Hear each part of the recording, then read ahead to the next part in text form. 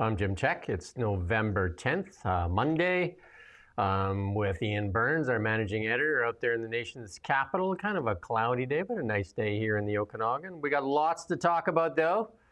That ostrich cull reaction makes international news. We had one of the CFIA offices here. Well, we'll get into that. And Canada is a world leader in so many areas. Budget gets a dose of reality. Leading by example. Not. Canada's advantage over the US is the rule of law. Oil is boring. Forestry plan falls short. Housing plan falls short. COP30 begins. BBC in turmoil. In Canada, one of the last nations trumpeting climate-grift. David Eby now recognizes the property turmoil. All that and a lot more on the really big show. We got lots today. But we made international news. Daily Mail actually reached out and asked for one of our pieces. Did I say pieces or feces? Yeah, the cheeky little elves that they are, going around trying to get other people's videos. Well, the Kelowna CFIA office defaced with feces and eggs. Here, we got a little clip here, our clip. One of our reporters went out and shot this. It's right by our office, actually.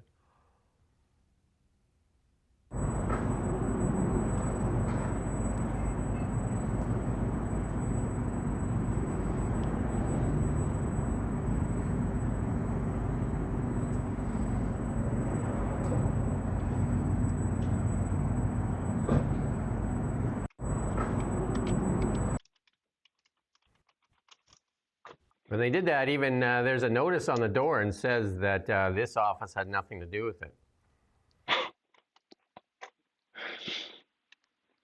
That's a bit awkward, really, isn't it? Yeah, so lots of reaction on that. Like I said, I think on our Instagram, it has over 800,000. TikTok, 300,000 or 400,000. Our X never seems to do that well, but other people take it, and it's doing really well on other people's X. And like I said, it's been also asked for by the Daily Mail. So this thing is making international news. And then and here's the reason why. And this is a little clip here from Daisy Media here. Just they had some drone footage, and this is after the culling. You can shut the sound off on here. Off. Yeah, there you go. Yeah, I mean, we don't want to look at that too long. That's good. You know, they do nothing but insult that guy, that Daisy guy. I think he's from Ottawa, actually. Wow. And he started up during the convoy, if I'm not wrong. But you hear nothing but insults directed at him. And, you know, Mark Miller was very nasty to him. But he's obviously doing something important, isn't he? Nobody else has got this, have they? As far as I'm aware. I don't think it's like CBC got the drones out or whatever. It's like clearly this guy is filling a hole. Obviously, he's got notice too because the RCMP went looking for him, and there's an interaction that he recorded where they were threatening him, saying that he's inciting violence by reporting. Interesting. I thought he was he kind of like ended up dressing down the cop, didn't he, in that video? Yeah. He ended up being the one to deliver the lecture, which was quite interesting. I suppose he was trying to say that he was trying to prove that he wasn't intimidated. Interesting for sure. Lots of reaction out there on this for sure. Lots of reaction, and there's another piece out there right now saying a whistleblower from the CFIA saying that this wasn't the way to do this, that this was not humane. Obviously, the government media is saying it's very humane. So, and a lot of Liberal ministers as well defending it. I think they would just prefer this to disappear, wouldn't they? They consider this to be immensely trivial nonsense and they don't want to hear about it. But again, it's one of those things where, and we say this all the time, the average person in the street has the brain power and the moral sense that apparently our masters don't have. Because the average person in the street would never have done this. Just like the average person in the street would never have done loads of things that this country has done, or this country's ruling class has done over the last 10 or more years. And it's starting to become a serious problem when the average person is better qualified to make basically every decision in Canadian society you've got a serious, serious problem. There's something very seriously wrong with the people in charge in this country, and it's starting to become quite frightening, I think. Well, I grew up on a cattle ranch, and a large cattle ranch where we actually did cattle drives. We never would have done this. There was no way that we would go out and shoot a herd and let the herd watch you shoot the herd. You know what I mean? Because there's the animals panicking as this starts going on. You know, I mean, Yeah.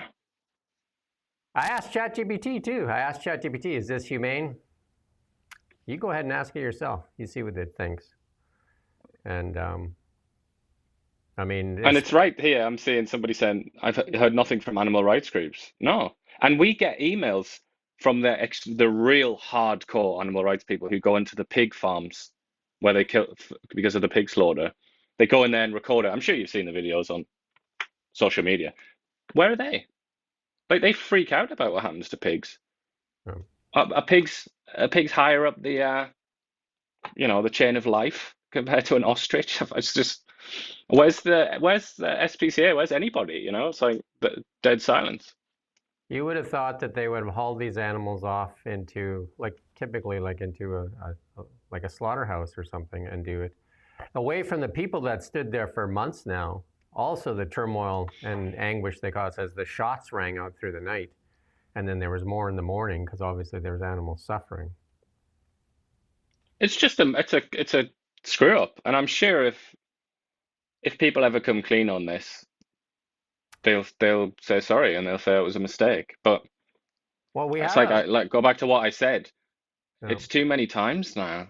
How many we, times are the people in charge going to make mistakes and then later on say, "Oh yeah, whoops." I did see somebody say there's a whistleblower out there, and they've tagged Sam Cooper in that, and we'll see. Interesting to see what comes of this.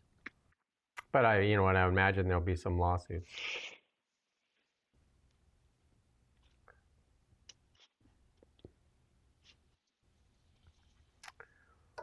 Yeah, it's just tough to look at.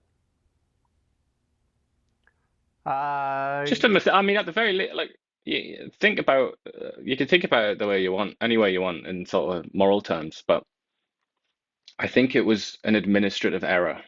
That is like undeniable. Surely, I think that's the first beachhead that needs to be seized by opponents of this. Is that it was a mistake by people in a position of authority. Then after that, then you can start talking about the sort of moral side of it, I think. But that's what I'm waiting to hear because obviously it was. I mean, clearly you don't do this kind of thing, do you? Not, and also like whatever happened to guns are dangerous, we hear very often. no. Like surely that should have been an absolute last resort to discharge firearms in the presence of loads of people. It's Well, so again, many problems with it. again, if you go look at the government-funded media stories on this, marksmen used. I'm just like, if we'd done that with cattle on a cattle ranch, there would be no end to the amount of.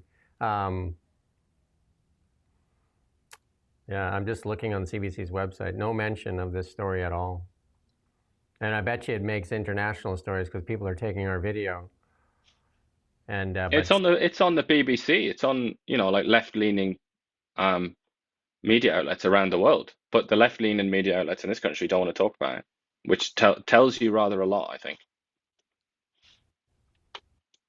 there you go. You're going to see our stuff, our work on the Daily Mail for sure today. They've asked for it.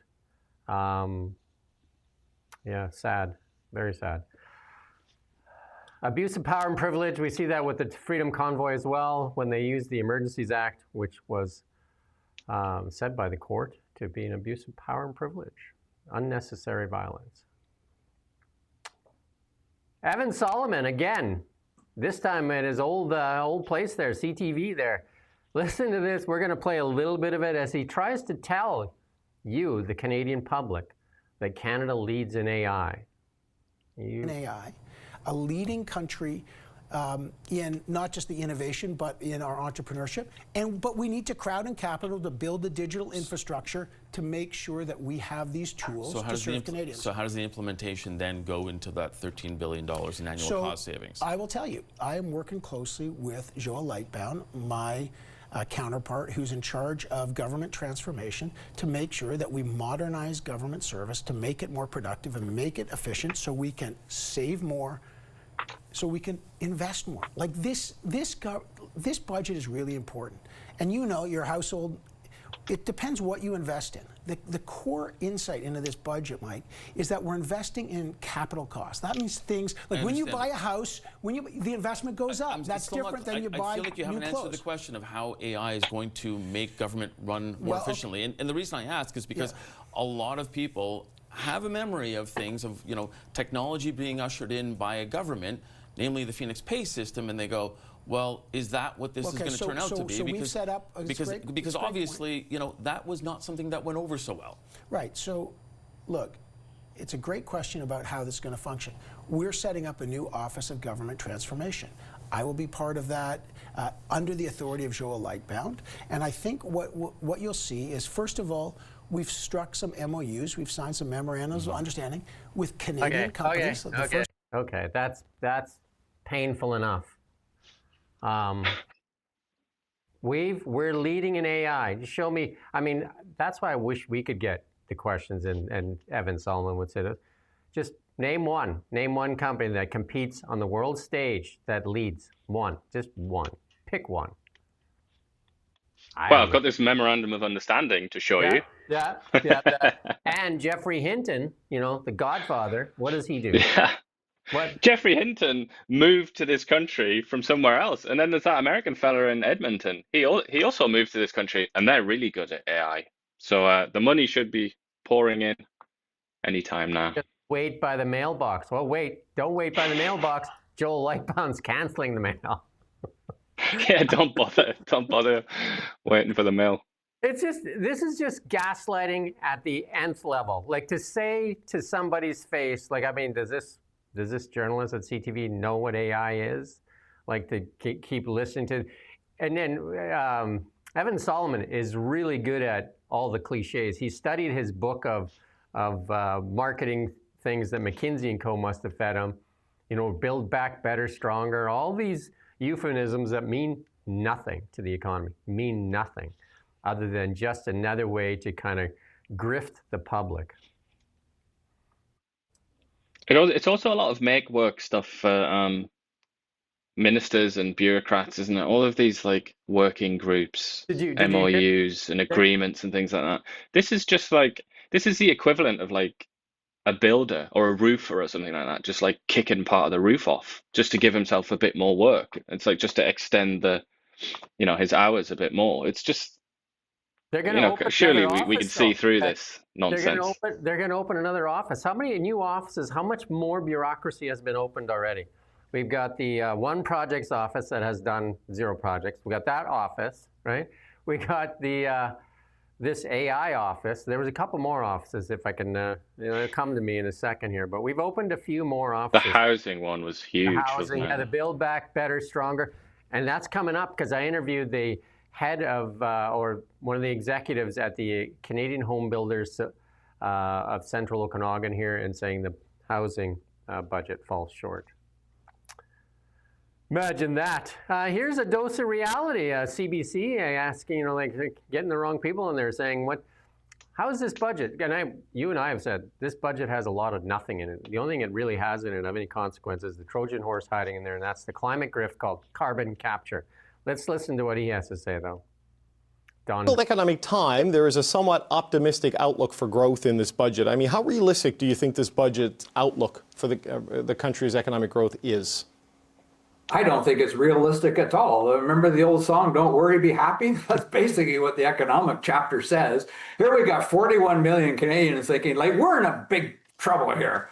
we're going to lose our access to the US market. What's going to replace that in the near term? All of a sudden, we're going to export to Europe as higher productivity than we are. All of a sudden, we're going to export so much to China and India, which have made our lives miserable over the last couple of years. We don't have businesses investing already. Now they face the prospect they don't have a trade-free access to the US. All of a sudden, they're going to start to invest. I don't buy it. I don't think Canadians will buy it. I think the better course to say we're in a really tough position here, and it's going to take a lot of hard work, and it's going to take time. But instead, we get this economic outlook. In the blink of an eye, the unemployment rate's back to 6%. If that's going to happen, I'd be so happy you won't believe it. And I think I've sure wasted all my time worrying, but I think I haven't wasted the time worrying. Well, CBC doing their job defending the Liberal government. What? I wonder what he said after that. I would say though, I mean, the budget, and Mark Carney was talking about this and is going to keep talking about this forever. It does include certain like tax write-offs, doesn't it?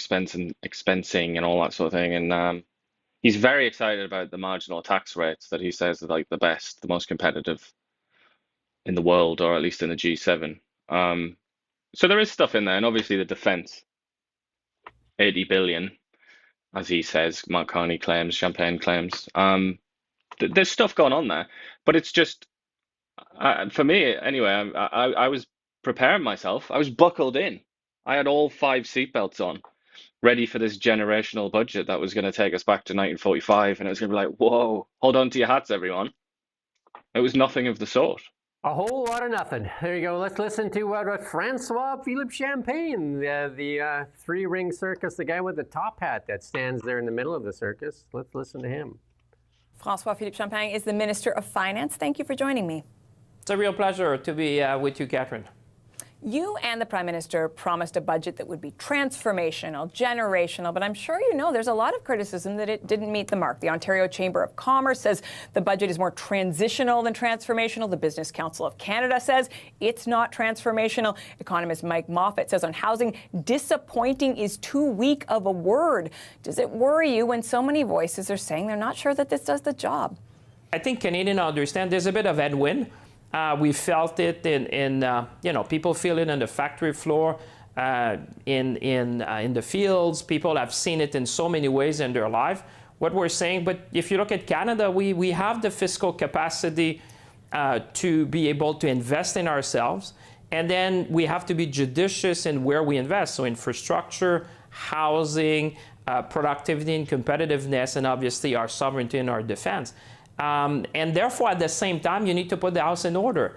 That's what people tell me. They said, we agree you need to be ambitious in your investment, but also rigorous in expenses. So I would say, if you compare Canada to all the other G7 countries, you would see that Canada stands out with respect to transforming and making generational investment. In that context, you would see that Canada...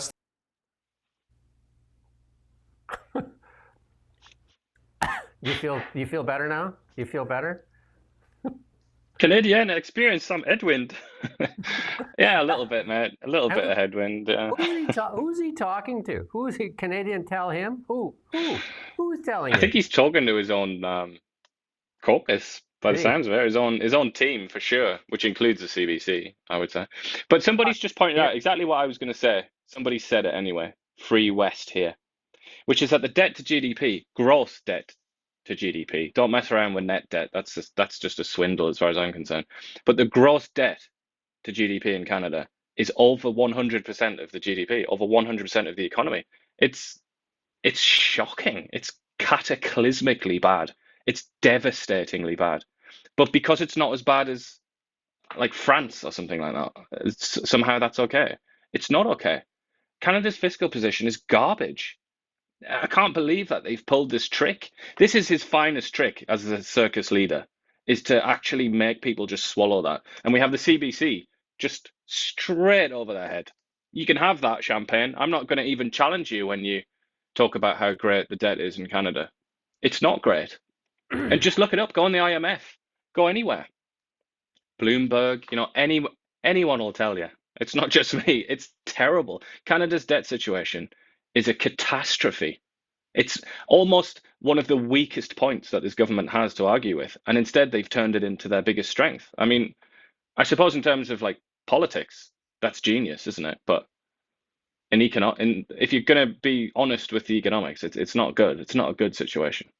Don't forget also AI. We lead in AI. I'm going to have to go through the stock market. I got a few of them later on here. They're just obviously not being reflected yet. But here's Mark Carney pitching. He's got his little, he's got him on his account here.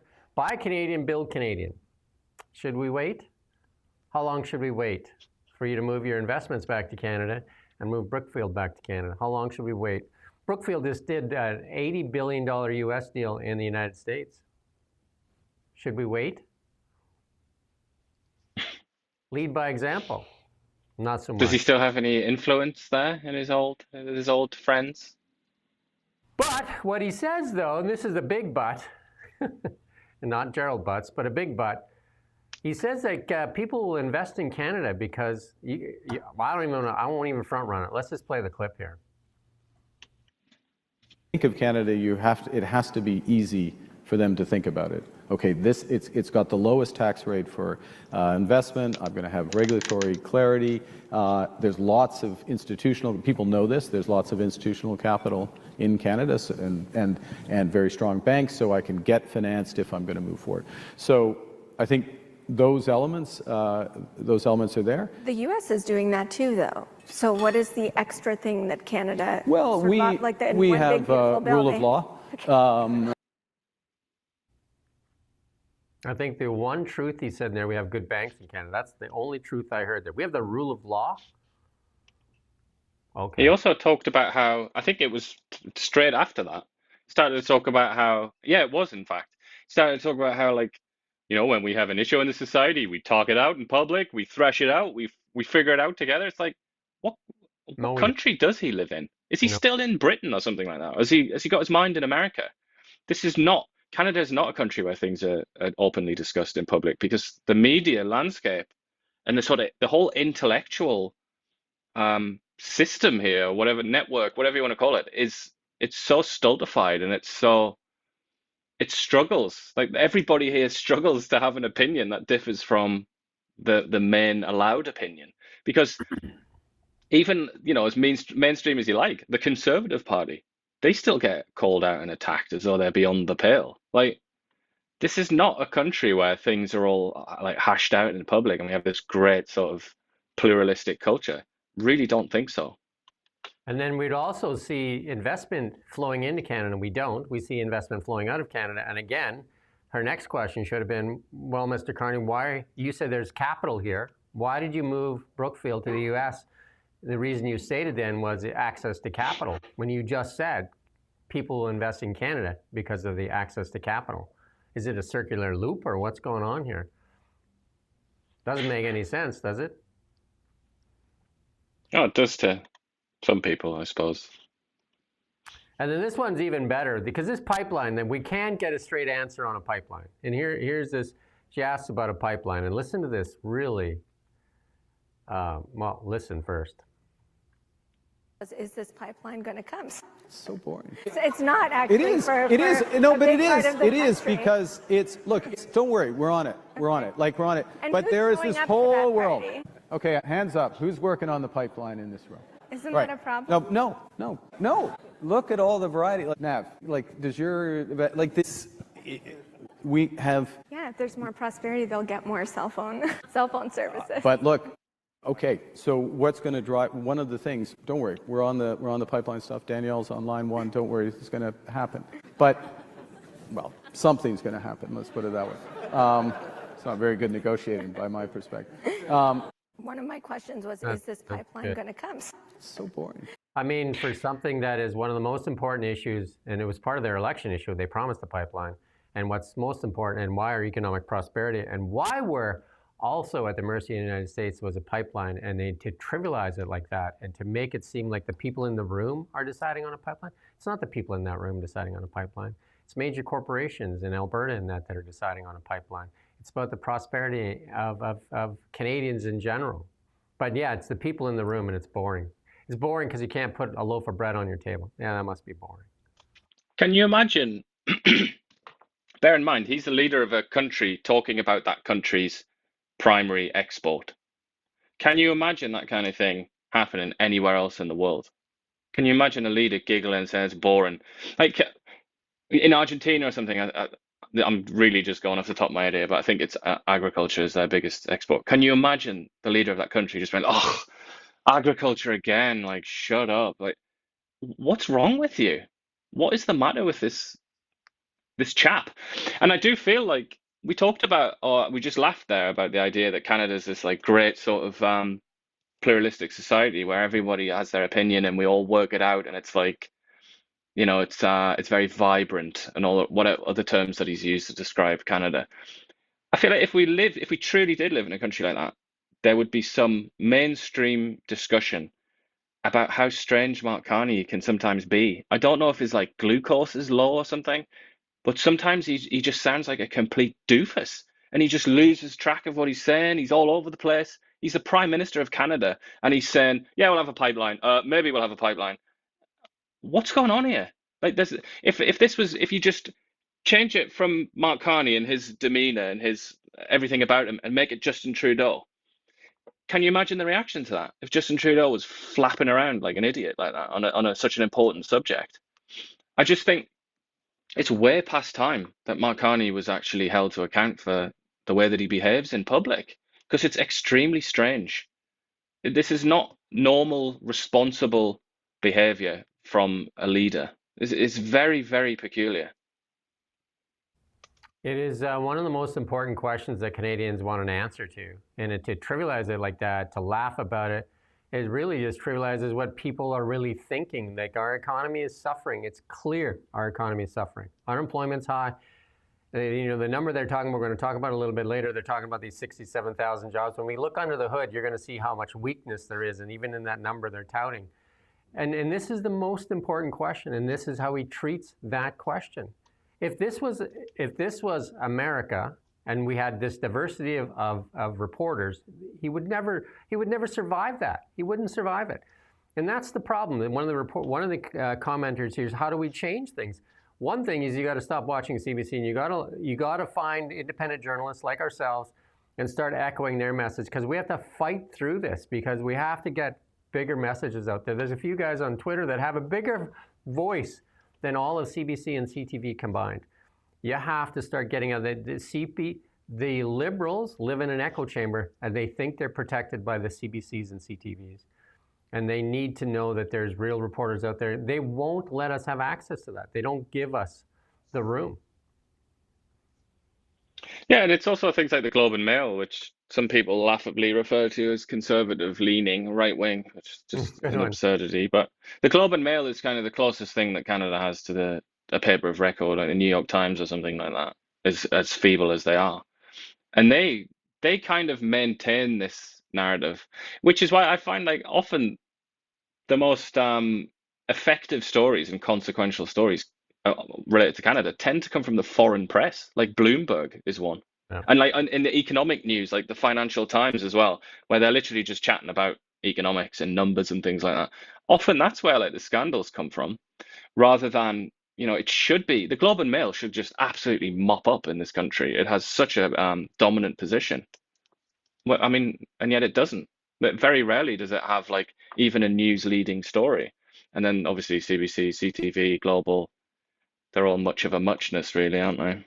You can go to CBC almost any time and you can see what they really want you to know. And it's not the economy for sure. It's always distractions. Daniel Smith, though, put out, the country's largest petroleum producer and largest pipeline operator, just put some key pieces on the board Friday morning. Energy Infrastructure Enbridge outlined plans to expand its mainline network by up to 400,000 barrels a day. That's the people in the room that want a boring oil thing. That's the people that want to help Canada's prosperity. But again, just to hammer it, just to underline it 3 times, Canada's biggest export. This is what pays the bills for this country. If this country was a household, this is the head of the household bringing home the bacon. And this is the attitude to it. Well, I mean, you see how they've treated Alberta over the past decade too. Alberta's been treated, the golden goose has been treated like the ugly stepsister, hidden and locked away in her room. And Karina Gold, still an MP, said to landlock their resources. Mark Carney in his book Values said to landlock or to keep 80% of those oil reserves in the ground. Just remarkable, isn't it? Again, I have to say it again. Can you imagine any other country on the planet that would be this hostile to its own golden goose, to its money owner? I just cannot imagine it. In Britain, an example would be that kind of hostility against finances, like the City of London and banks and things like that. There is a bit of that in Britain, but it's nothing like this. It's almost like pathological at this point. We have one more clip here on, because this is the thing that I think is the most important thing, or the Trojan horse in that budget. Oh, you don't have it?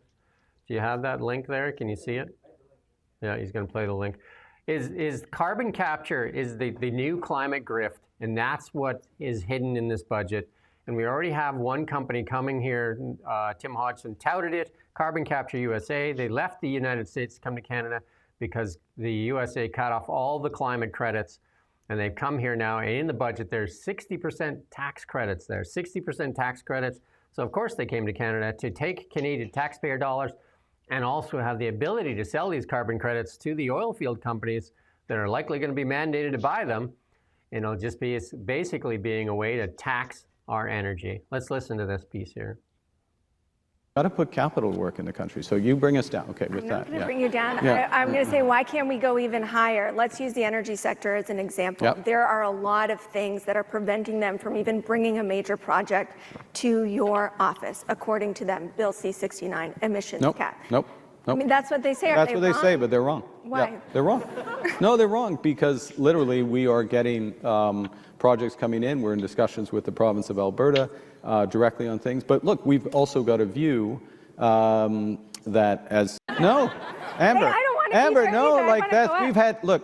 We've had too long down, looking down, not taking risk. This is like this. The risk is not to take risk. In a situation like this, you've got to decide where you're going. And we've got to put capital to work in the country. So you bring us down. Okay, with that. I'm not going to bring you down. Yeah. I'm going to say, why can't we go even higher? Let's use the energy sector as an example. Yep. There are a lot of things that are preventing them from even bringing a major project to your office, according to them. Bill C-69, emissions cap. Nope. I mean, that's what they say. That's what they say, but they're wrong. Why? Yeah, they're wrong. No, they're wrong because literally we are getting projects coming in. We're in discussions with the province of Alberta directly on things. But look, we've also got a view that, as shared by the government of Alberta in the grand bargain, I'm going to quote the Premier of Alberta, that the future of oil export is going to be low carbon. So twinning additional, in that case, oil sands development with carbon capture makes sense. By the way, it also helps create a multi-billion-dollar industry for Canada. But you say energy. Look, we are in a position where the country can grow its grid. There you go. He just laid it out there. Creates a So good we played it twice. But yeah, it creates a multi-billion-dollar industry, carbon capture. So that's the gun. I think he said multi-billion even, didn't he? That's what I picked up. For all you people out there, just go on whatever you want to use, Google Chat, whatever you want to use, and search Brookfield carbon capture. You're going to find headlines from a couple of years ago that say Brookfield invests billions and billions of dollars into carbon capture. Payday is about to show up. Subsidy capture.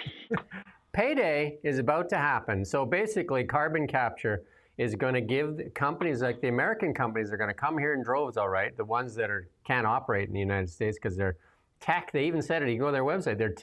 It says on there they can't operate in the United States because it's just not viable. So you can come here and take a 60% tax credit from the taxpayer, and then you can charge the energy companies. You can basically have the right to charge our energy companies, basically tax them. What a boom for private companies that have invested in carbon capture. Something a tree can do better. Crazy. But who stands to benefit? He talks about a multi-billion-dollar industry, but for whom? Yeah. For whom is this a multi-billion-dollar industry? Is it American carpetbaggers who are coming up here to get subsidies on an uneconomical, what some people call a boondoggle, just a waste of time. Because I'm very familiar with this line of reasoning from Britain, the UK, where they talked repeatedly, both the Conservatives and the Labour Party, the Labour Party is now in power. They talk repeatedly about the many, many billions of pounds that were going to flow into the country for net zero related projects. And they kept talking it up like primarily as an economic asset to do this. And here we are, like several years later, and it's just a gigantic black hole for the finances in that country. Not to mention the energy is the most expensive in the rich world or the industrialized world, so they can't compete in industry. And there are people like just users in homes who can't put the heating on in their homes. But for some reason, they were the British people were told that this was going to be like this great economic asset. It was for someone. I mean, somebody's made billions of pounds out of it in that case, and I feel like the same is going to be true in Canada. There will be someone that makes billions of dollars from this, but I think it's a little bit disingenuous to suggest that it's going to be Canada as a nation. Like Canada is going to benefit from this. You look at the way they're walking this in. They're walking it in very slow. I was watching it on Bloomberg this morning where they're running pieces. They're getting shills coming out and saying, we have to balance the environment and the energy. We have to find a balance. And guess what the balance is? Carbon capture, the new climate-grift, which is, it's just absolutely ludicrous when a tree does this 10 times better. A tree does this. But don't forget to go to Carbon Capture USA and they'll tell you why this tree is no longer viable, because trees apparently are always getting burnt up from wildfires. And you even said, some scientists came out and said trees no longer work with photosynthesis. You could have fooled the tree, but no, that's real. That was a real study. But yeah, I mean, never mind. Really, I say this every time. One more time. Why not? Why not a college try at this? It doesn't matter anyway, because Canada doesn't matter. Canada does not matter when it comes to carbon emissions. It literally just doesn't matter. Like we are like, people don't even know that we're at the party. If it's the carbon emissions party, like nobody even knows that we're here. We're like right at the back with our bottle of beer. No one knows we're here, but we're saying like, yeah, we're gonna cut all our emissions down. It's like, what? Did somebody just say something there? Nobody cares. Canada can have no impact on global emissions by itself, and the other countries who can have an impact, like China and the United States and India, don't care even a little bit. Wait for the sales pitch, though. It's going to be multi-billion-dollar deal for companies that have invested billions and billions into carbon capture. And again, just do a search yourself. You'll find it. Anyway, the Liberals were touting the 67,000 jobs there last week in Parliament. That one lady even did that meme, 6-7 meme. She even got, they have no class whatsoever. But if you break down the numbers, though, it's 20,000 full-time jobs lost and about 83,000 part-time jobs gained. That's not a healthy economy. Sorry. And there it is. There's a chart there. You can even take a look at it yourself. There you go. Part-time employment, 85. In the little yellow box there, 85. Full-time employment, negative 18, which turns out to be a net 67,000. But pick the stat, cherry pick it, make up some stuff, because Canada's economy is suffering. You can play games all you want, and an unemployment rate that is almost double the United States,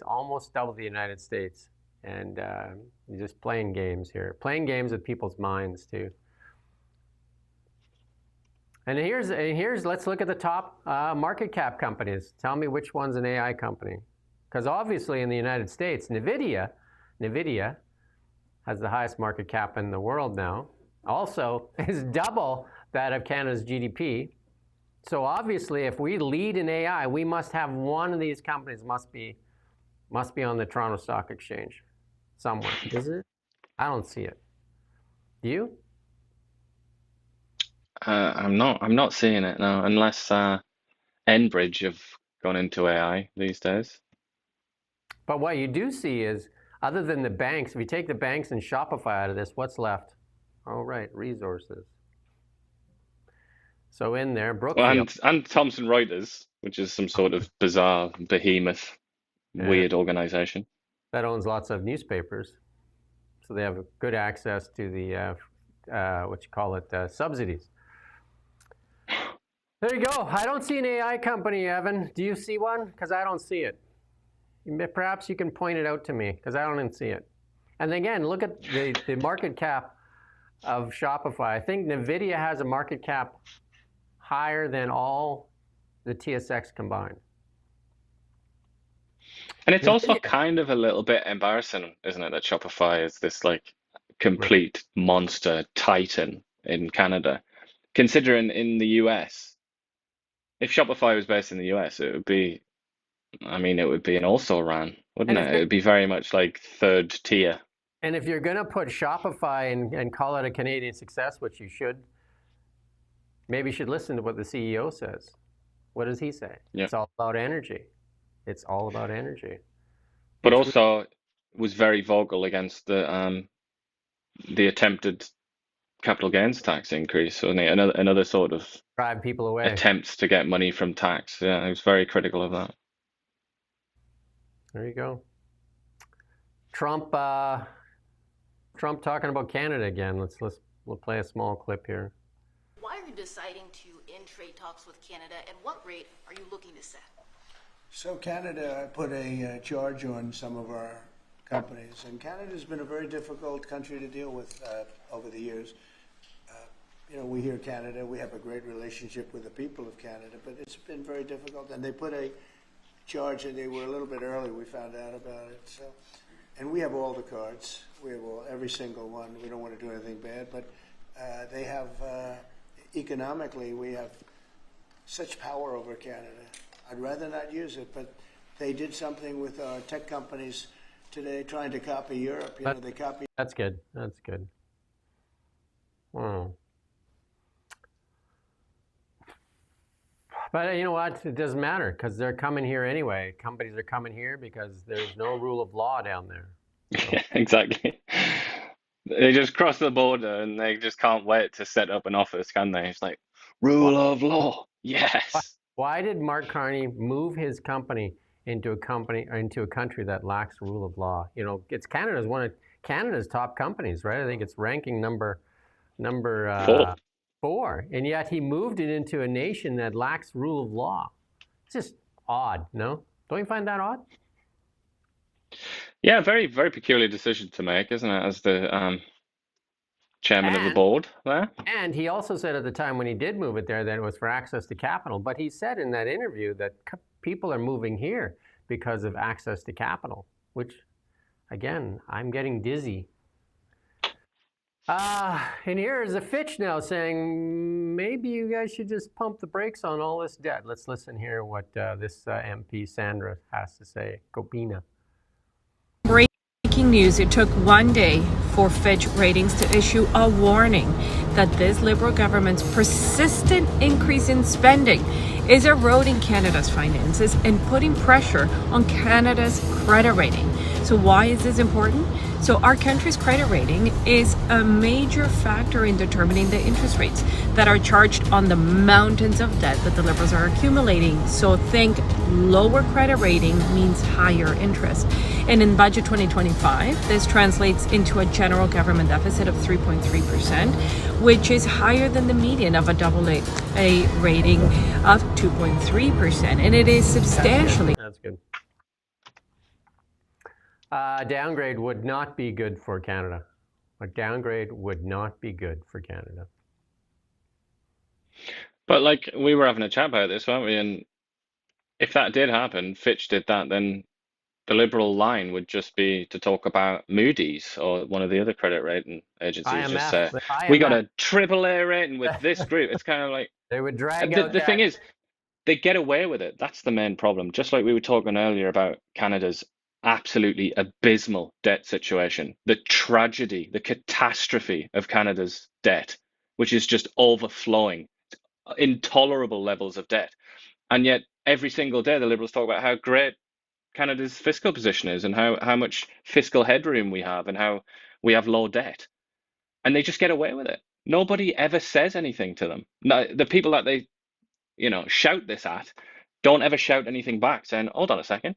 All of these interviewers at CTV, CBC, even like Bloomberg and the sort of ones that actually know their onions, they never say anything about it. And and the same will be true of this. Well, Fitch downgrades. Oh, well, we'll just move on to another one. And then nobody's going to say anything, and it's fine. Let's do our daily trip to the CBC and see what they want you to think about today. See what they have on their agenda for you. Measles. And we scroll down there, and then they got some neo-Nazi event. I don't know. And then if you go down even a little bit further, they got a few Trump stories. Trump pardons Rudy Giuliani. Trump threatens to sue BBC. And then they got a couple of hit pieces for Polyev barging into the office yelling. Is Polyev's leadership in trouble? All the good stuff. Well, we've also got, mate, you've ignored, not really being fair on CBC here. We've also got, marriage was never an option for me, but now in my 60s, I find myself looking at rings. What? That's good. Do you know what I mean? Like, these are the stories that are important to Canadians. These are the stories. I might as well call it the Trump Network, the TDS Network. Maybe they should change their logo. Well, here you go. From one of the, from Holly Dona Blacklock, student loan write-offs will cost taxpayers a paltry $197 million this year, despite interest waivers and generous repayment terms, budget documents show. An earlier internal report, and that's from an earlier blamed it on hard times.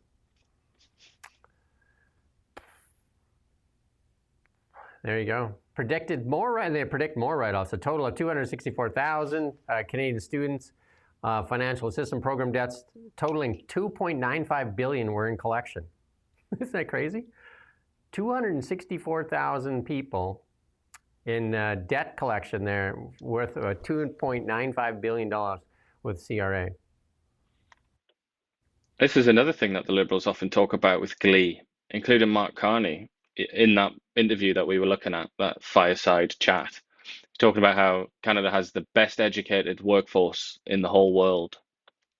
They can't be that well educated, can they, if they're forfeiting their debt, Like, it's one of those questions that should naturally follow from a statement like that, which is this actually beneficial? Is this actually good for the economy?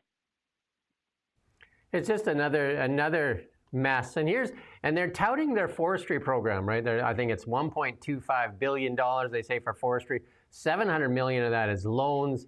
And then the rest of that is in some kind of like programs for value-added stuff, which really does nothing to address the real problem with forestry, which has been going on for years now. And we've done so many stories on forestry, I almost get sick of repeating myself.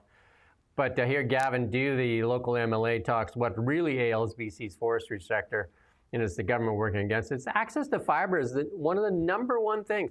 None of that addressed. None of that addressed in this forestry plan. Who's taking the $700 million loan? Like, if you're a forestry, like Canfor kiboshed their expansion in Houston, what, about a year ago now? About a year ago. Kiboshed it, said BC's uninvestable. You think if you offered them a loan that they would keep going? No. You got to fix the certainty. You got to give access to fiber. And if you go read the article here, we put out a request for the forestry critic here in BC, and we're going to also put out a request to the forest minister here in BC, because tough times in forestry. I worked in forestry probably for 10 years of my life. I have lots of family members that work in forestry still to this day. Well, some of them no longer. And then I also have lots of friends that worked in the forestry industry. And, you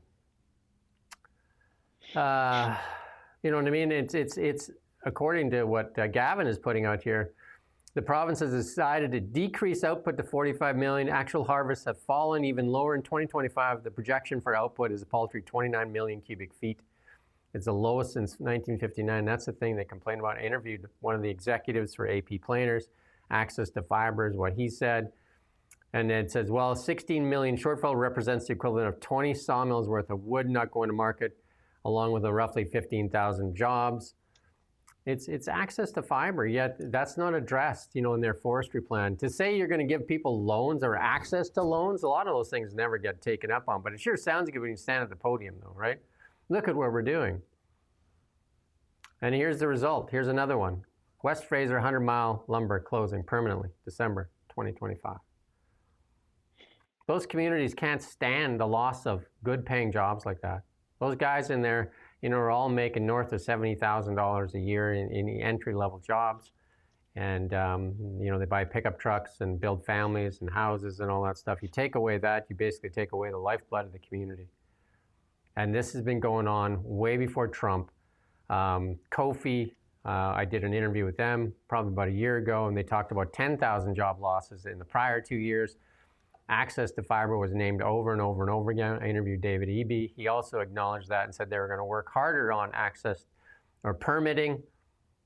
Where is that? Where is the solution for permitting? Where is that? You talk about a loan. That doesn't address the real issue. But it's politics as well, something that we don't maybe talk about that much, but it's a political choice, isn't it? Because they might want access to more forests to cut down, but two very, very, very strong lobbies in British Columbia don't want that. First Nations lobby and environmentalists. That's and, mixed in with the metropolitan area, which is so vote rich in the Vancouver area. It's politics, isn't it? Well, let's be honest about it.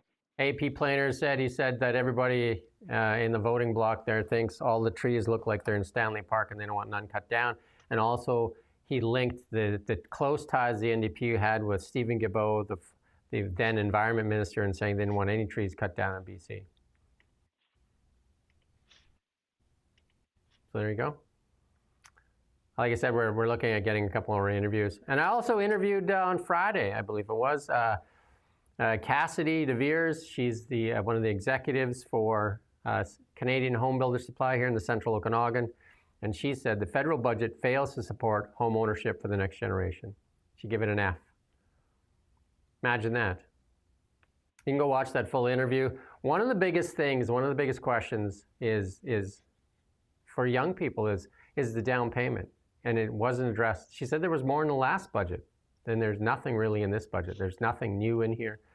And she said, if anything, it actually has slowed it down because everybody's waiting for this no GST for first-time home buyers, and it's not put into ascension yet. So it's stalled everything. So even the little bit of activity that was going on has actually been stalled.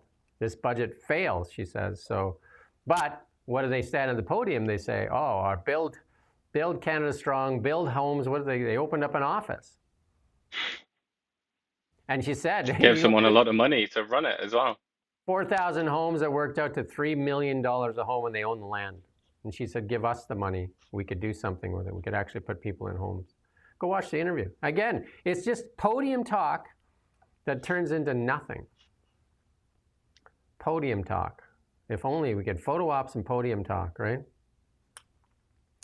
But CBC doing the work and telling you, if you can't afford food, start eating the expired food. Here you go. Let's listen to this. A grocery store in Quebec is promising big savings at a time when food prices keep rising. The low-cost chain sells discounted items, sometimes past their best before date. As the CBC's Gabriel Ginty found out, shoppers say the deals are hard to beat. I'm at a type of grocery store that's gaining a lot of momentum. It sells discounted. Okay, yeah, I mean, you get the idea, right? So now they're telling, the people that don't get to access the government climate-grift or any of these other policies, or you don't work for the government, there's lots of expired food out there for you. You go ahead, get some. It's so humiliating, isn't it? For a country like this, for this to happen in Canada. You would think that the people that created this situation, the ruling class, for want of a better term, you would think that they would show some contrition now and then. You'd think that they would walk around with their heads bowed, saying sorry all the time. Just bumping into people in the street and just saying, sorry, yeah, I'm really sorry for what I've done. But there's none of that, is there? That's something that actually really scares me, is that there seems to be no There is no sense of responsibility from the people that actually created this situation. And when I say it's humiliating, I mean, this is almost like, it's like being put in charge of one of the best football teams or something like that in the world and just like losing game after game after game after game, finishing near the bottom of the table. It's like that. It's like it's an achievement almost to fail because you had so many advantages given to you. It's yeah, it's just bleak, isn't it? It's almost too much to take, and we do this every day. COP30, this is for the food professor. COP30 begins in Brazil today, and get ready for it, because this is the time to virtue signal. They hate, by the way, have you ever heard in the House of Commons, the Conservatives from time to time reference him, the food professor, Sylvain Charlois. Every time they do it, you should go and listen. Anyone here, anybody listening to this that hasn't seen this happen, go and listen to House of Commons when his name is mentioned and see what the Liberal MPs do. They all jeer, like very loudly. They'll go, because they hate him. They think that he's some kind of dishonest political actor or something like that. The dude he's a professor. He's an academic who monitors food prices.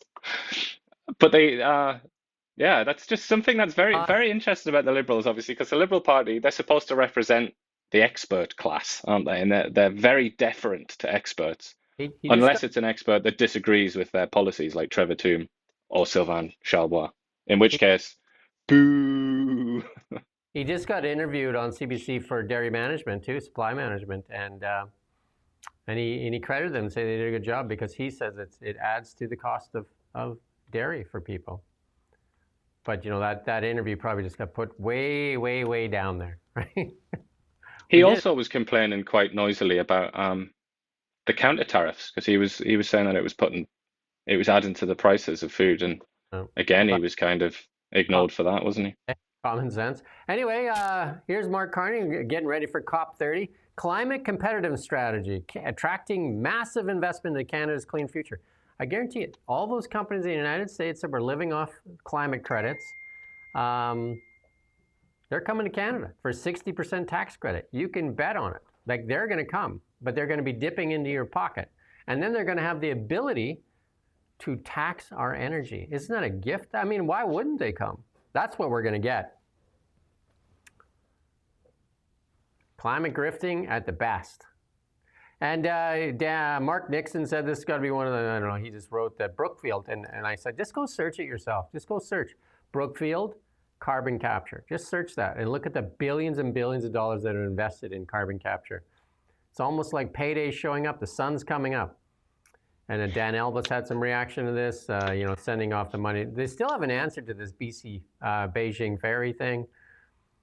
And then all of it, there's a really good clip out there. John Stossel interviewed one of the ladies that started this climate, what do you want to call it? Climate. She said she was one of the early authors of the first papers on climate hysteria.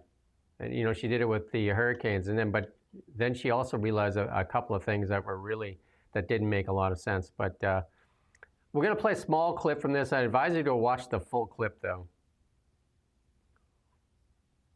Frogs, you know, everything. Airplane turbulence blamed on changing air currents. Scientists expect turbulence like this to become more frequent due to climate change. Childhood obesity through inactivity caused by heat. A new study showing how climate change is making our children more obese. Oh, you've seen some good ones. You've seen some good ones. The issue is, this is a way to get, you can always get a paper published that says that. You can get money to do that. You're going to get a good press release.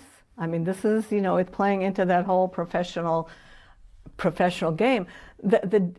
If this was just a silly academic game, it wouldn't be so bad. But the real issue is that blaming everything on climate change detracts from the real underlying problems, which get ignored. People just throw up their hands. Well, it's climate change. What's the real underlying problem? Well, poverty, lifestyle, poor governance, poor land use, poor city planning, on and on it goes. There are all sorts of underlying problems.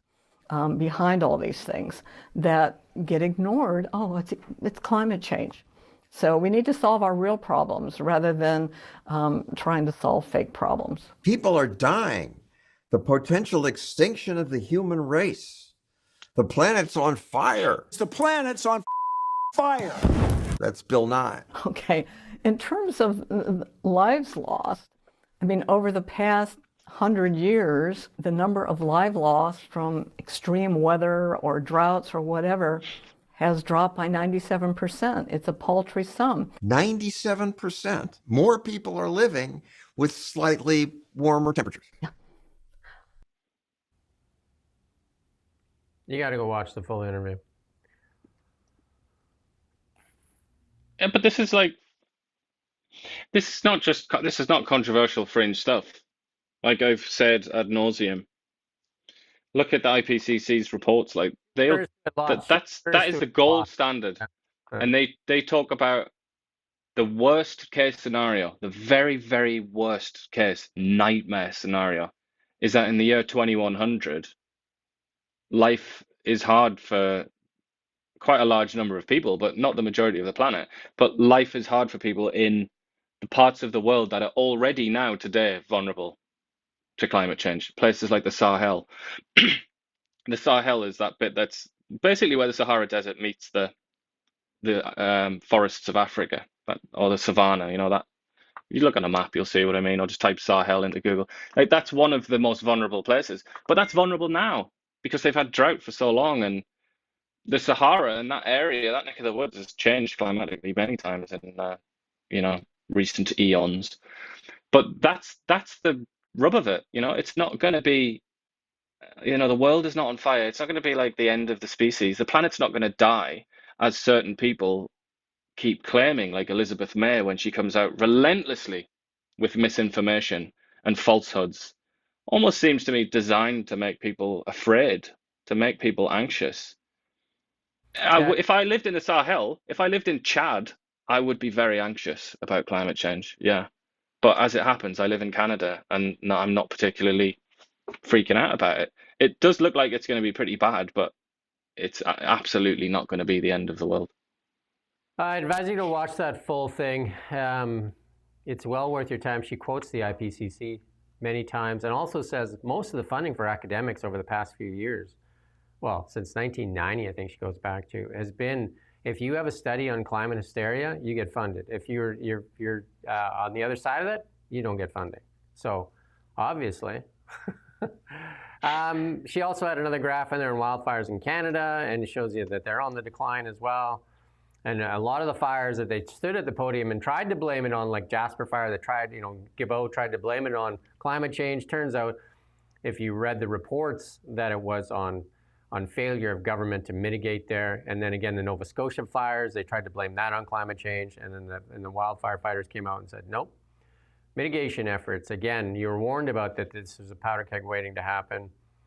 Massive lawsuits happening right now in the United States over the Las Vegas fires there. The city of Los Angeles getting sued, as well as the government of California for the multitude of failures that got on there. Supposedly that they left that fire burn against the advice of the fire crews there, and said, we can't leave this fire, and they left it, and that's what it turned into. President Trump calling out the shameless hypocrisy of the climate COP30 because apparently they cut down 100,000 trees to make a highway to this new UN summit, and of course all the jets that are on the tarmac there too. Like, why not, right? Nothing says elitism like a private jet to a foreign country. The most amazing thing is Prince William, who went in, in a very sort of passionate way about climate change. His PR team posted photographs to promote his appearance there in Brazil. They post photographs of him in his royal jet, like looking like he was studying something with the little plane window. It's just like, just piss off. I think I can use the P word on that one. That's just so. It's like, who's paying attention to you? Who the hell is going to listen to you when you're such an obvious hypocrite and you don't even care? You're even bragging about it, like, bugger off. Canada lost its measles status, and that's, again, a lot of people have pointed this out to immigration because Canada has basically eliminated measles. And then with rampant, out of control immigration from countries that didn't really have measles vaccination, we have measles again. But not according Yeah, they've not said anything about that, have they? But it's Imagine certainly true. It's absolutely true that there are certain demographics, there are certain nationalities that are very, very suspicious of vaccines. I mean, Pakistan is very famous for that. Pakistan is, it's actually, it's a really hardcore job as an NGO, like MSF or whoever it is that goes out and tries to give polio vaccines to people in rural Pakistan. It's a serious job because they sometimes get killed. That's how hostile they are to it. And I mean, I don't mean to pick on Pakistan. There's loads of other places that do this, but or that have that attitude rather. But I wouldn't be surprised if that was the case. They haven't really said much about it though, have they? But obviously they wouldn't. If that is true, they wouldn't say it anyway because it would be too awkward. It's been mentioned before. And then we're trying to get through a few of these here real quick because we've got quite a bit of stuff left, actually. MP says he defected to the Tories because to the Liberals after being yelled at and called a snake. And this is the story that is really kind of like dominating CBC and CTV News. This is the thing instead of the real stuff, the budget and all that stuff. So this is a great distraction of how Pierre Poilievre is falling apart. And then, another story there, Poilievre, they're looking, they're even doing stories about who would his successor be. So this is all leading up to it. The Poilievre was speaking in Kelowna here, and some strange reason, and we're looking into this too, the Kelowna Chamber canceled the event, but then Poilievre's team took it over, so he is still appearing here in Kelowna. So again, we're just going to try and get through some of this stuff because we got quite a bit here. We got BC News, though. Let's head into the BC News. Coming to you live from the Now Media Newsroom. And you'll have to forgive me, we're going to pick up the pace here a little bit. I did interview Sylvia Weir, the new Interior CEO. We got lots of problems here in British Columbia with ER closures, mass resignation of the OBGYNs in Kamloops, psychiatric doctors in Vernon, and then the whole pediatrics fiasco, which led to the resignation of the former CEO here in Kelowna. And it's a good interview. I would say it's about 30 minutes. I think she gave us about 30 minutes of her time. And we'll check in with her. But I think it's worth going and watching that interview. It's an exclusive interview that we got here at Now Media. So again, just in the speed of things, Premier, they're sending out a letter now to people saying, Eleanor Circo put this out too, that there's a letter that's gone out to people just like, call us. We got a helpline here. If you can't get your mortgage renewed, if you're having trouble with, permits and property sales tax, property tax, all that stuff, they've opened up a can of Pandora's box there that I don't know if they know how to put it back in. And this could be 7 years, and it could get a lot worse before it gets any better. And this adds to the uncertainty here. And if you look at this map here, these are the areas that don't have treaty, and this is the areas that in Canada in the yellow that you would say there's a cloud of uncertainty. Tough times for Quebec. Yeah. Again, we're not going to get into too much of this stuff here. Sorry. Kelowna Business, she got all her ivermectin taken away from her here. She was selling illegally imported ivermectin. But you can go read that story in Kelowna Now as well. We're just going to kind of give you a couple heads up. But we're going to get to international news because we got a little bit to get through. It's a little bit of a tough slug in there, but it's good stuff though. Coming to you live from the Now Media Newsroom. Well, the BBC, the famous and the, what's that, never, ever, I guess you could call them into question. They are the leaders in truth, right? Isn't that right? They do have a fact checker department, BBC Verify, which I just find so funny because it started off, they have this woman that she either leads it or is very very senior in that division, and very early on in the history of BBC Verify, she made 3 or 4 obvious mistakes and repeated falsehoods in a Verify video, which has become notorious. You can search it on the internet. It involves I can't remember the guy's name now. His internet name is Sargon of Akkad. I can't remember what his actual name is, but it involves him. He was, because he ran as a candidate in a political party in England, and it's so funny because basically the BBC have been getting things wrong since day one, really, but they're so proud of themselves. They're so proud that they started a Verify group, which was wrong in one of its first videos. Well, Trump's threatened to sue them for $1 billion after the doctored video showed up. And I think it was a Daily Wire. Was it Daily Wire? Or who outed them on this? I think it was a Daily Wire, wasn't it? It was a Telegraph. Telegraph, yeah. The Telegraph outed them. I believe, yeah. On the doctored video. I think we showed you the video before, where they stitched 2 pieces together to make it look like it was seamless. And it made it look like Donald Trump was inciting violence. I think they're going to lose this case because it just looks pretty bad. It looks really bad. We won't play it again. You can go watch it if you want, but we won't play it again in the interest of time. But we're going to play some of the reaction, though. And this is after BBC's Director General, Tim Davie, resigned, and as did the new CEO. Let's play this little clip here from GB News. It turns out American President Donald Trump was onto something. Where are you from? BBC. Okay. Here's another beauty. It's a good line. Impartial, free and fair. Yeah, sure.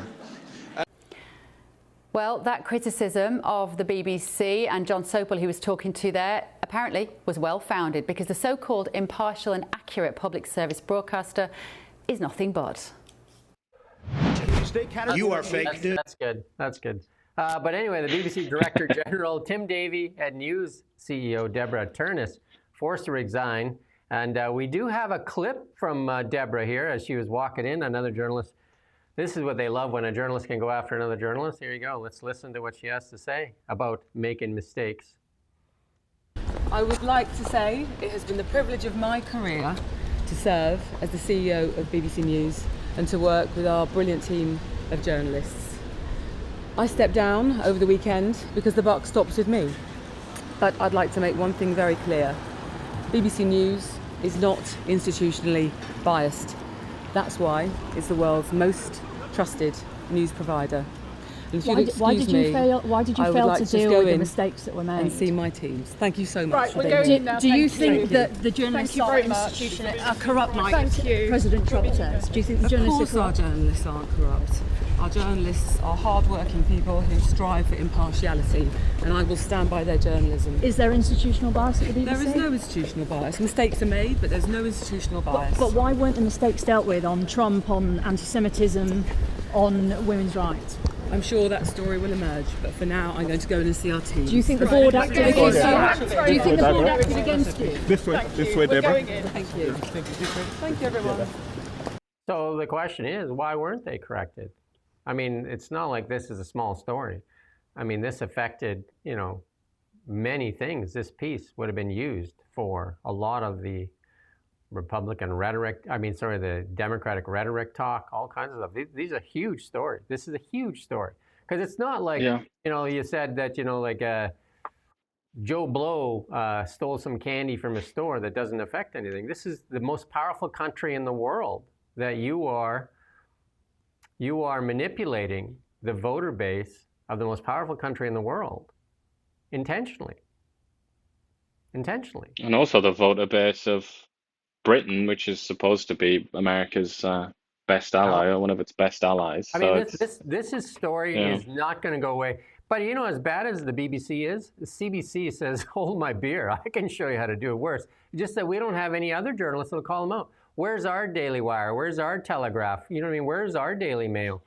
Because all we have is CBC, CTV. Basically, they just basically walk in lockstep. Go read their websites. They're almost the same stuff. There's one great journalist on CTV, and that's Fassi Capellas. But other than that, I have no idea what they're doing over there. But this is, CBC might learn a lesson from this. Of course they won't, but they might. The way that they report anything to do with Donald Trump is disgraceful. They disgrace themselves every single day, every hour of every day when they report on Trump or anything in America. They're not professional. They're an embarrassment, the CBC, and that is also true of the BBC.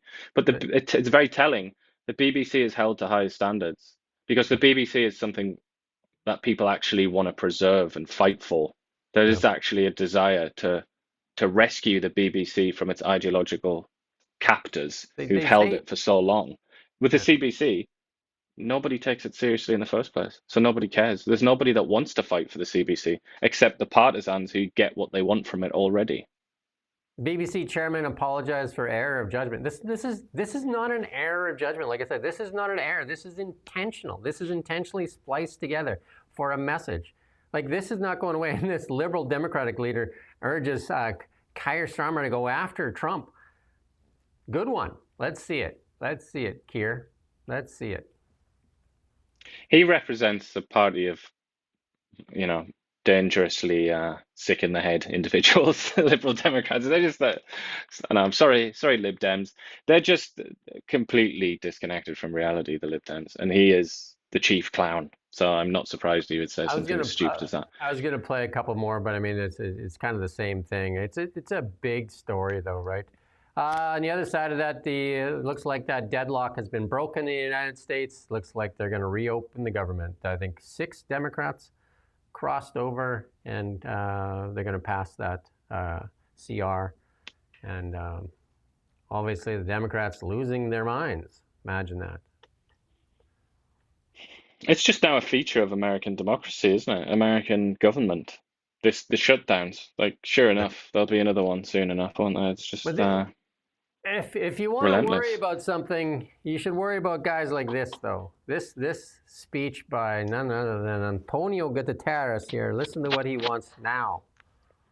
Hatred and lies online is causing grave harm to our world.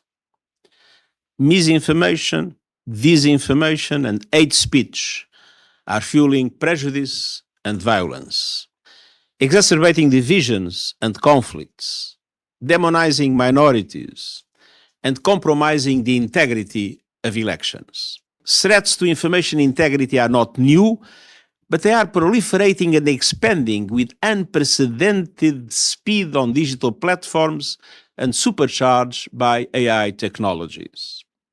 Science, facts, human rights, public health, climate action are under attack. And when information integrity is targeted, so is democracy, which depends on a shared, fact-based perception of reality. False narratives, distortions, and lies breed cynicism, disbelief, and disengagement. They undermine social cohesion, putting the Sustainable Development Goals further out of reach. Opaque algorithms push people into information bubbles and reinforce prejudices, including racism, misogyny.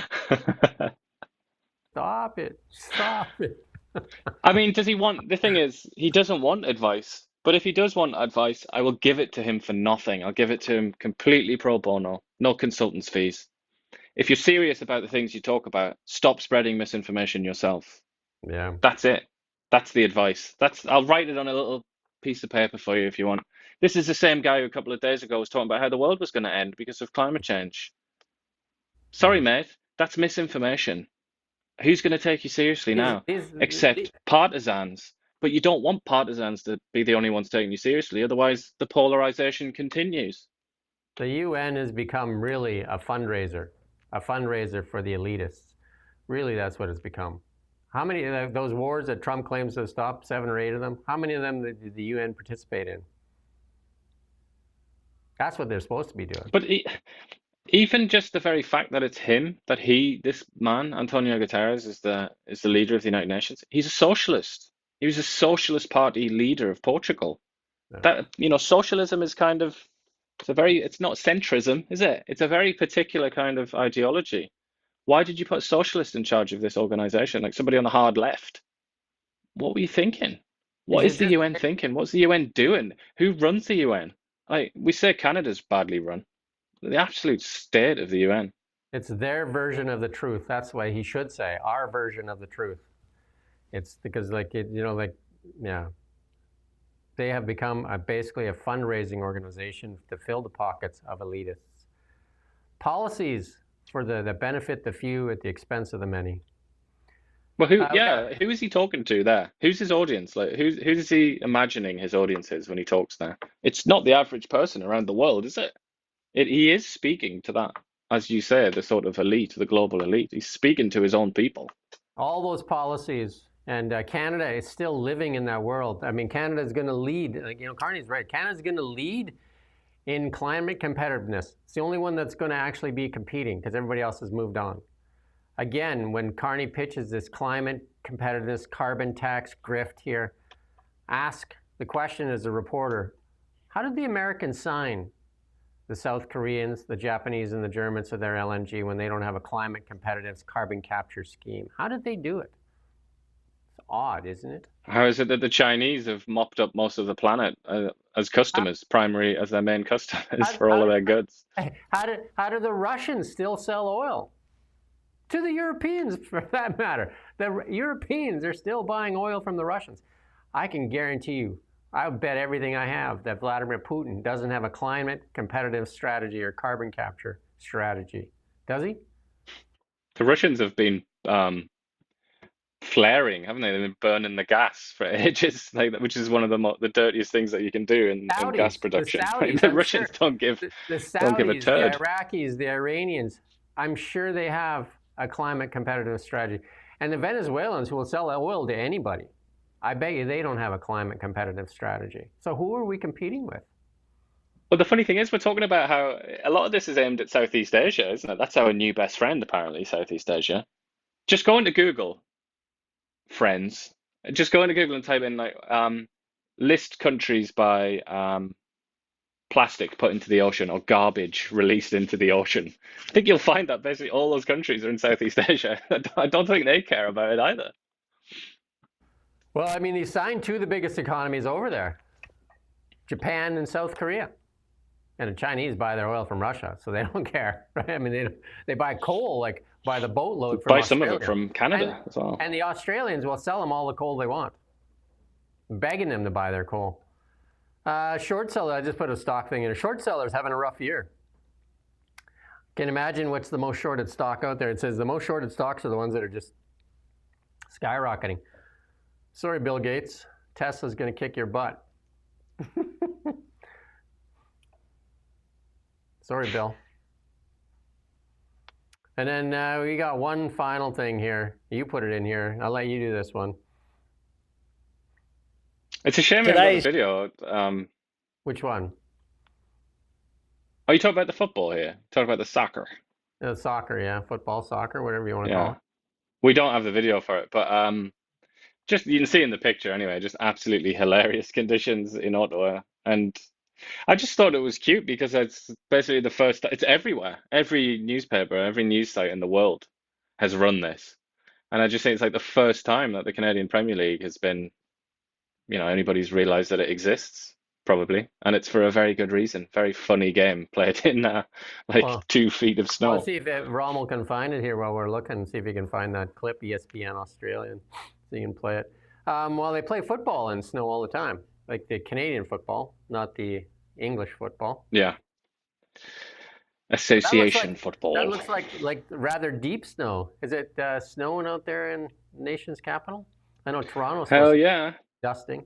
There was a massive, for early November, there was a massive dump of snow. Yeah, it was pretty wild. But it was -8 degrees, and it was snowing constantly. They had to pause the game. They were coming out to clean the pitch. We're going to play the clip here for you. Anyone's to claim in the air. Bicycle! Oh my God! There you go. That's good. That's good. So you can do the long slide in the snow, though, right? Yeah. What I love about this as well, I've been to a couple of their games at Let It Go Ottawa. I recommend it. So they're now the champions. Bravo to them. But what's so funny is the team consists of Mexicans, I think Puerto Ricans or something they're like a lot of them are from Latin America. So it's like that added hilarity that's snow for the players that have like probably never seen snow, and they still won. So bravo. So we're not going to be on tomorrow because tomorrow is Remembrance Day, and then you can look up in your area. We'll be live streaming the Kelowna, so we will be on around 11. We'll be live streaming the ceremony at Kelowna at the Centepath there at City Park. We'll be live streaming the ceremony, but I'm sure you can find many other ceremonies taking place, especially in the Okanagan as well, and throughout Canada. There'll be ceremonies taking place all over the place. And if you can't make it out, you can watch ours live. You can come to Now Media here, and you can watch the ceremony live. It will be on before 11, obviously, probably around 10:30. You can find us live. And then Iain and I will be back on Wednesday morning at 9 a.m. Here with our news commentary. Our show is about an hour and a half. I think it's usually around an hour and a half. And you're not going to find these stories on CBC. You're going to find narratives on CBC and CTV. So we appreciate it if you could like, share, and get this out to as many people as possible. You're going to need to wake people up to the new climate grift that's coming, carbon capture. We're going to be competing in a competition of one, I think. 60% tax credits. That's 60% tax credits. Just think if you could get that, hey? 60% tax credits for your industry, hey? And obviously, bear in mind as well, it's like that's a very limited weapon that can be used. That's like those are like your nuclear weapons, aren't they? As a government, so you got to make sure that you've got a good target. You're going to use it, and it tells you something that's what they've chosen to use it for. The subsidies aren't going on to other industries. And then some of the Conservative MPs have even said that they're actually putting that on their books as an asset. A tax credit that they give to somebody as an asset. What? Like what? Like now that's fancy. That's a fancy feast if I've ever seen one. Lots of problems going on for sure. BC definitely has lots of them. We're going to see if we can get some people in forestry. Good interview there with CHBCAO on housing. Again, lots of lip service. There's a good interview with Vasi Kapelis and Sean Fraser talking about his failures of the past. And, they're pitching these things. She actually calls them out pretty good. I was going to put it in today, but we had so much in there already. She calls out his past failures. And you're basically saying the same thing over and over again. I mean, that's what the Liberals have been doing. It's basically rehash, reuse, new slogans, more slogans, slogan. Anyway. Anything else? Just, remember tomorrow what it's all about. Yeah.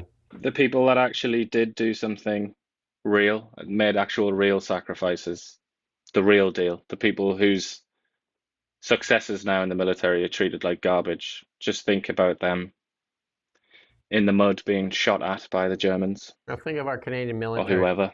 Underfunded, underpaid, under-equipped, undermanned, and then living in substandard housing. That's from the Auditor General. 7 of 14 places she inspected didn't even, unsafe drinking water, no running toilets, deteriorating walls.